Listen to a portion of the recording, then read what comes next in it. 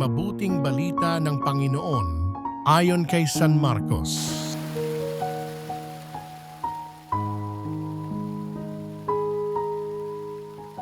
Noong panahong iyon, si Herodes ang nagpahuli, nagpagapos at nagpabilanggo kay Juan dahil kay Herodias. Ang babaeng ito'y asawa ni Felipe na kapatid ni Herodes, ngunit kinakasama niya. Laging sinasabi sa kanya ni Juan, hindi matuwid na kunin ninyo ang asawa ng inyong kapatid. Kaya't si Herodias ay nagkimkim ng galit kay Juan.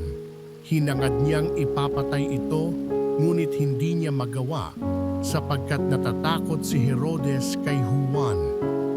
Alam niyang ito'y taong matuwid at banal, kaya't ipinagsasanggalang niya.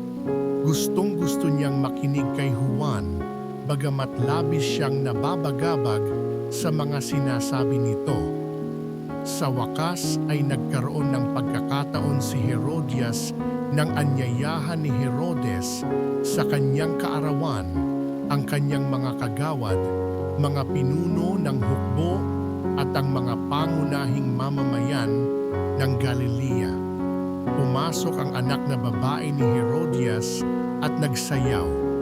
Labis na nasiyahan si Herodes at ang mga panauhin, kaya't sinabi ng hari sa dalaga, hingin mo sa akin ang anumang ibig mo at ibibigay ko sa iyo. At naisumpa pa niyang ibibigay kahit ang kalahati ng kanyang kaharian kung ito ang hihilingin. Lumabas ang dalaga at tinanong ang kanyang ina, ano ang hihingin ko? Ang ulo ni Juan Bautista, sagot ng ina. Dali-daling nagbalik ang dalaga sa kinaroroonan ng hari. Ang ibig ko po'y ibibigay ninyo sa akin ngayon din, sa isang pinggan ang ulo ni Juan Bautista, sabi niya. Labis na nalungkot ang hari, ngunit dahil sa kanyang sumpa na narinig ng kanyang mga panauhin, hindi niya matanggihan ang dalaga. Kaagad niyang iniutos sa isang bantay na dalhin sa kanya ang ulo ni Juan. Sumunod ang bantay at pinugutan si Juan sa bilangguan, inilagay ang ulo sa isang pinggan at ibinigay sa dalaga.